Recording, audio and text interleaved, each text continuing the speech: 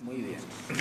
Bueno, efectivamente, aprender a amar en la escuela es una invitación a promover los sentimientos que la misma escuela genera. Nosotros estamos acostumbrados a pensar que la escuela es un lugar, un espacio para las construcciones simbólicas, para un universo cognitivo, pero realmente la escuela es una fábrica de sentimientos. Es un lugar privilegiado para la producción de también sentimientos básicos que acompañan al ser humano a lo largo de toda su existencia. También estamos acostumbrados a pensar que el sentimiento básico que predomina es el amor, ya que tiene buena prensa normalmente, y que se habla del amor al saber, al conocimiento, a la escuela, entre los alumnos, los docentes, etc. Pero ya nos recordaba Amparo Tomé ayer que esto no es solo todo lo que reluce, y también ya lo recordaba Freud en 1921 en aquel trabajo sobre el malestar en la cultura, que había que pensar que el ser humano no era esa persona que normalmente nos vendían, que albergaba sentimientos muy negativos. Y efectivamente en la escuela también se encuentran sentimientos como el odio, como los celos, como la envidia, que son sentimientos emociones que aparecen muy tempranamente, pero que sin embargo juegan más tarde en la vida adulta un papel muy importante cuando se asocian con la xenofobia, con el racismo, con la misoginia, con la violencia de género, con el maltrato. Y es necesario abordarlos y tratarlos. Naturalmente, bueno, por razones de tiempo no voy a poder desarrollar algunos de estos temas, pero el tema del odio en relación a la violencia de género está en el trabajo que se ha publicado anteriormente, igual que la relación, por ejemplo, de sentimientos positivos y negativos en relación de los docentes y los alumnos.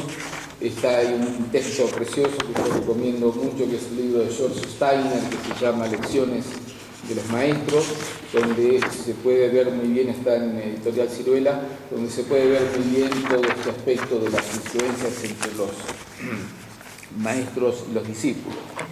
Yo no me voy a referir hoy a estos temas, sino a un tema, a un sentimiento que lleva la marca de origen del ámbito escolar, es decir, es un tema que está acunado en las aulas y que se desarrolla en las etapas educativas, que va perfeccionándose para crear un paraguas protector para los tiempos tormentosos, para la misma existencia, y también lo que yo pretendo es que también se lo contemple como una medida de prevención en la violencia de género.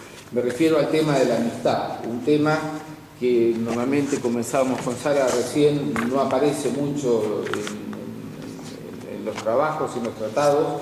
Por una parte parece que es un tema que está remitido a la vida privada, a la privacidad, y por otro lado asistimos con las redes sociales a una banalidad de los temas. Resulta que los amigos se cuentan por miles, a ver quién tiene más amigos, hazte amigo de mí como si fueran churros. No sé de qué se trata, pero eso seguramente no es la amistad, como veremos. Lo que yo pretendo es poder darle a esta noción, elevarlo a la categoría de la dignidad de concepto, y para eso permítanme que haga algunas referencias tratando de ser más preciso a qué entendemos por amistad. Tampoco me olvido de las palabras de Roser ayer, que nos invitaba un poquito a que se transmitieran algunos conocimientos, que hiciéramos reflexiones y algunas recetas. También trataré de cumplir un poquito con esto.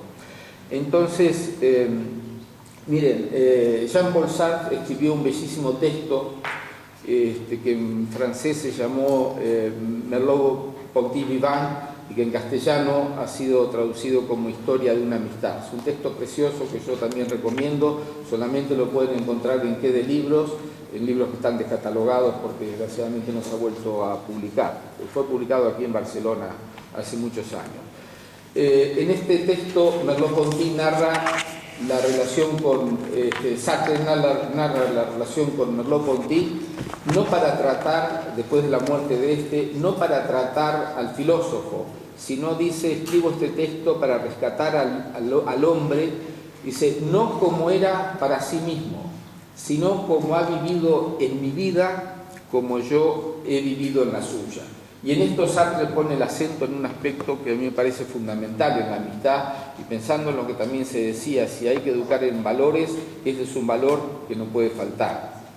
Y aquí ponen el acento en algo fundamental, y es en que la amistad es algo que se construye entre dos o más personas, pero que se interioriza, que pasa a quedar como una construcción en el interior de cada una de estas. Y Sartre dice, de una manera intuitivamente brillante, dice, eso nos volvió recíprocos. Y esto quiere decir que un aspecto fundamental para entender lo que es la amistad es la reciprocidad. Primer apunte. Y concluye este texto con un párrafo notable que a Juanjo le interesará, que dice, es así como nos queremos los hombres. Dice, es así como viven los hombres en nuestra época y cómo se aman. Mal, dice Sartre, ¿no? Dice, y realmente somos nosotros dos, dice Sartre, que nos hemos mal querido. Dice, en un momento de esta larga amistad, ni hecha ni deshecha, sino, dice, abolida en el mismo momento en que podría renacer, esto perdura en mí como una herida permanente. Con una belleza y una honestidad que Sartre tenía para estas cosas hasta el final, que ya se le fue un poco la cabeza, apunta a otro hecho. La amistad deja huellas. Es algo, y una huella quiere decir un significante, es algo que va a permitir construir una cadena, que me voy a referir luego a ella, que va a ser lo que va a ser el verdadero paraguas protector. Se trataba de una amistad larga y juvenil, porque la amistad, como decía al principio, es algo que surge en el ámbito escolar, en el ámbito de pares. ¿Y por qué surge la amistad en los colegios? Porque el colegio, la escuela, es el primer dispositivo social que existe fuera de la familia, donde los niños y las niñas pasan a formar parte, a empezar a destruirse esa fantasía de que son los ojitos de la mamá y del papá y que es el predilecto, la predilecta, etc., y pasa a formar parte de un contexto en el cual está en una relación de igualdad frente a los demás. Y en este sentido es que hay una pulsión, una tendencia de los niños y las niñas hacia la amistad en el ámbito escolar, porque es un poco una defensa como una coalición, diríamos, entre los iguales. Y esta es otra característica, que la amistad se fragua en un sentimiento de igualdad, de horizontalidad, de fraternidad. El sentimiento de amistad comienza a fraguarse en la educación infantil por efecto de las primeras identificaciones al semejante, en los grupos de juego, en las elecciones primarias subsidiarias del estadio del espejo, y se prolongan a través de la primera infancia. Pero es en la segunda infancia, entre los 9 y los 12 años, donde realmente la amistad eclosiona, donde este sentimiento invade a los niños y a las niñas con una sensación, con un efecto de verdad. Es decir, no debemos ser pocos los que recordamos haber ido al colegio en esta época por estar con nuestros amigos. Esto era un motor fundamental de relación, es una certeza subjetiva que se prolonga hasta la adolescencia y en realidad continúa más allá hasta la universidad. Hay trabajos hechos sobre la importancia de las amistades en la vida universitaria. Tampoco me voy a poder referir a ello, pero para mostrarles que es algo que nace realmente en el ámbito escolar, es una hija de las aulas, la amistad, y se desarrolla como una semilla germinal, se desarrolla en toda la vida estudiantil, y a los que no tienen la posibilidad de llegar a la universidad, en la vida laboral, es donde sufre un embate por las ideologías. Es decir, por la posición que cada uno ocupa dentro de un modelo de producción por un efecto de clase. Y entonces así no es infrecuente que se cambie de amigos, y no está mal cambiar de amigos, porque si alguien cambia de amigos en algunas etapas, va adquiriendo universos distintos de experiencias. Pero también existe la posibilidad de que haya amigos que se perduren a lo largo del tiempo, que se sostengan. Y en este sentido, un amigo, una amiga se convierte en un compañero de viaje privilegiado para toda la vida emocional y afectiva. Y no cabe duda que aquellos que pueden combinar los dos aspectos, incorporar en nuevas etapas amigos nuevos y mantener los amigos de toda la vida, son privilegiados, es una fortuna. Ahora, no tiene amigos quien quiere, sino quien puede. Hay que tener ciertas condiciones para esto. Por eso, de otro lado, tenemos casos notables de gente que nunca ha tenido amigos y son visibles, así como se aplica la lógica negativa que uno puede decir de algunas personas, se nota que le faltaron los padres, por ejemplo, o que le faltó algo, también se nota a esas personas que no han tenido amigos. A los argentinos se les nota que no tuvieron abuela.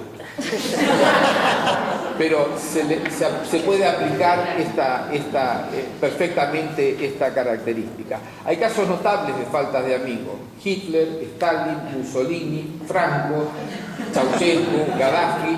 No es casualidad. Miren ustedes, no hay ni un solo texto que yo conozca quien haya alguien que rescate haber sido amigo de ninguno de estos personajes, ni antes, ni durante, ni después de la caída de su apogeo. Conozco un libro de la mujer de Goethe, ¿no? Yo creo que, no sé por qué lo escribió, porque no parece que pensara todo lo que dice, pero es un libro positivo, bueno. Pero no hay un solo, nadie que rescate. Y cuando uno lee las biografías de estos personajes, por ejemplo en el caso de Franco, que será más conocida para ustedes, pero las otras también, tampoco es posible reconocer que hayan tenido precisamente ese don de la amistad, ni que para ellos ya se ha contado ese tema. Y esto tiene su importancia, además que demuestra que las personas sin amigos son difíciles hasta para ellos mismos. Y el otro aspecto donde se puede ver la importancia de la falta de los amigos es, por ejemplo, en la clínica psiquiátrica y psicológica. Es posible constatar en las anamnesis la falta de amigos asociadas a cuadros severos y graves como la esquizofrenia, las depresiones, las fobias, en general todas las psicosis. Por lo tanto, nos encontramos dentro de las variables predictivas y preventivas de una serie de trastornos mentales y de conducta. A todo esto, quiero decir, fundamental, por qué me parece que es importante conservar la amistad y saber qué es la amistad. Ensayemos una definición. La amistad podemos definirla como un afecto personal, desinteresado, ordinariamente recíproco, que nace y se fortalece en el trato. Se relaciona con un pacto amistoso entre partes, con afinidad y conexión entre las personas. Efectivamente, y este es otro aspecto muy importante, en la amistad siempre hay un pacto. En la adolescencia algunos lo sellan con un tatuaje, antes se hacía con una cosa de sangre, etc. Pero fíjense que el pacto realmente entre amigos tiene una característica fundamental, y es que es un pacto implícito. Cada uno sabe hasta dónde puede ir con un amigo o con una amiga, pero no se dice, solamente se dice si uno fracasa, lo traspasa ese pacto, ¿no? Y esto tiene su importancia cuando hablemos de las malas amistades, porque en este sentido se diferencia de cualquier otro pacto. No hay leyes, no hay normas, no hay nada escrito. También se confunde a veces el amor con la amistad, y se habla de amor de amistad. Realmente son dos cosas muy distintas. Uno podría llegar a decir la amistad es una figura del amor, pero tiene características fundamentalmente distintas que hacen a la esencia de lo que es la amistad.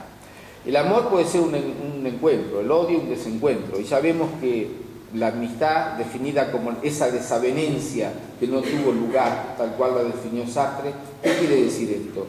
Que puede haber desavenencias, claro que hay desavenencias con los amigos, claro que hay diferencias, pero la amistad consiste justamente en el respeto de las diferencias y la superación de las diferencias. La historia de una amistad, la historia de las amistades, también puede ser la historia de las diferencias superadas, de la superación de las diferencias, y eso hace que se conserve la amistad. Eso hace también que a veces nos cueste a los que nos gusta la ideología, que uno puede llegar a tener amigos que sean de otro partido, que piensen de otra manera, pero justamente ahí radica ese punto de la cuestión de las diferencias. Entonces, mientras el amor se basa en una simetría radical entre alguien que tiene esa cosa galmática, el amado, y el que es amante, que lo desea, y está el tema de la carencia, etcétera, no voy a entrar en eso, en la amistad se trata de una simetría, se basa en una posición de igualdad de uno para el otro. Y la deriva de la amistad es necesaria como aprendizaje para todos y para todas, pero especialmente para los hombres. Porque para los hombres es la oportunidad de iniciarse en la instancia del cuidado, ese rasgo decididamente materno y femenino cuya ausencia debilita tanto al hombre. Cuidar a los amigos y ser cuidados por ellos configura una batería personal de significantes definido por esa huella que remite uno a otro, y que de esta manera quien pueda preservar al menos una cadena preserva los valores fraternales, y quien carece de ella está verdaderamente desamparado.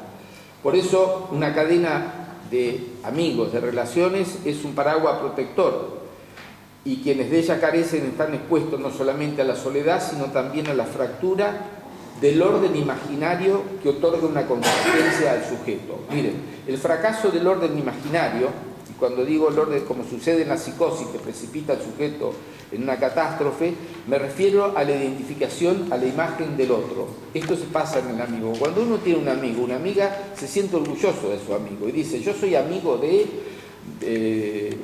y ella es amigo mío. Y esto funciona, esa consistencia está dada por las dos vías de la identificación. La identificación proyectiva, yo soy como ella, y la identificación introyectiva, ella es como yo. Si yo soy capaz de decir y de sentir eso, hay una relación al otro en esa consistencia, diríamos, imaginaria, que da una protección, diríamos, especial. Por eso cuando verificamos la ausencia de esto, nos encontramos con la psicosis, con los personajes autocráticos, egocéntricos, narcisistas, perversos y dictadores. Mi tesis es que tampoco alcanzan el registro de la amistad los maltratadores y los asesinos de mujeres, porque presentan el mismo fracaso imaginario, porque niegan la existencia del otro, porque en realidad no creen en el otro y menos aún en el gran otro, que es ese lugar simbólico del pacto. No pueden respetar pactos, no pueden respetar las diferencias, y le falta esa condición que hace necesario hacer existir al otro más allá de las diferencias. Voy a ir recogiendo, ¿no? Porque te veo moviéndote. Bueno, existe lo que podríamos llamar las malas amistades. Vamos a ver qué son las malas amistades. Hay dos o tres características típicas. Una es la influencia negativa de una persona sobre otra en un plan de dominio. Generalmente son del mismo sexo. Otra es la variante del grupo de influencia sobre miembros y sobre personas ajenas a ese grupo, como es el caso de la pandilla. Y otra en el caso de los niños, cuando observamos que no establecen relaciones de amistad con niñas. Ojo a este punto, déjame que lo termine de fundamentar. En el primer caso se trata de una deriva del discurso del amo, donde un sujeto se coloca en posición de dominación sobre otro. Esto lo vemos en los niños desde la primera infancia, lo vemos en la infantil, en la educación infantil, ya podemos ver esta característica de dominación de un niño sobre otro. Se altera aquí la condición de igualdad, de horizontalidad que caracteriza la auténtica amistad. Esta perversión es propia de los niños en la primera y segunda infancia. En el segundo caso, el de las pandillas, como bien lo sabrá Juanjo, esto es característico de la época del ESO y del instituto, donde se altera el principio básico de sustituir las normas implícitas por normas explícitas. Un caso que todos conocemos son las famosas maras latinoamericanas, donde realmente se conjugan prácticamente para el cumplimiento de las normas o para el castigo por la violación de las normas. Y estas normas están escritas en sangre. Y el tercer caso, el caso de los niños que no hacen desde la temprana edad, no pueden hacer amistades con las niñas, o bien es efecto de la represión, de la inhibición, de un prejuicio, pero yo creo que los docentes deben estar advertidos de esto, porque la amistad no reconoce diferencia de géneros. Y si la reconoce, es una mala señal. Y entonces los docentes yo creo que deben advertir que hay factores de riesgo para prevenir la violencia ni el maltrato en los siguientes casos derivada de estas alteraciones de la amistad. Alumnos que no hacen amistades, alumnos que en el infantil no juegan y que en los primeros 2 ciclos no construyen al menos un referente vincular. Alumnos que no se relacionan con niñas. Relaciones asimétricas de dominancia manifiesta y prolongada, pandillas excluyentes, alumnos que no comparten espacios familiares recíprocamente, que no quieren ir a las familias del otro, y alumnos que no respetan las normas. Entonces, para terminar, yo diría que la sostenibilidad de la amistad es un paraguas preventivo contra cualquier tipo de violencia, cuya condición justamente de posibilidad es el fracaso de las relaciones identificatorias, cómo se construye un violento, con el fracaso con la intolerancia, con la negación de las diferencias, los anhelos y los deseos del otro y la incapacidad de respetar los pactos. Finalizo haciéndoles pensar en algunos ejemplos de amistades célebres y que vean, hay textos publicados en castellano y en inglés de estos que les voy a mencionar, casi todos están en castellano, para ver cómo funciona esa estructura, lo importante que ha sido en la vida de estas personas que han construido estas amistades para el reconocimiento mutuo del papel de uno que ha sido como interlocutor del otro y cómo ha jugado en las vidas privadas en la producción literarias, artísticas o científicas. Citaré para terminar: Marx y Engels, Sartre y Merleau-Ponty, Borges y Bioy, Hannah Arendt y Mary McCarthy, Lu Andrea Salomé y Nietzsche, Kafka y Max Brod, Van Gogh y Freud y Fliess, Gershom Scholem y Bartel Benjamin. Cualquiera de estos textos son una delicia y además permite entender esto, cómo se construye una amistad, cómo es un paraguas protector en la vida. En el caso de Walter Benjamin, que se suicidó, como ustedes saben, en la frontera española, francesa, huyendo de la persecución nazi, lo último que hizo fue escribir una carta a su amigo, y esto lo acompaña hasta el resto de la vida. Creo que debemos considerar que esto es un valor, ponerlo en valor, de alguna manera debe estar contemplado en los currículos, por lo menos en la mentalidad de los docentes, para promover y facilitar las amistades. Está divertido de denunciar esos alumnos, sobre todo varones, que son incapaces de hacer amigos. Ojo. Muy bien, muchas gracias.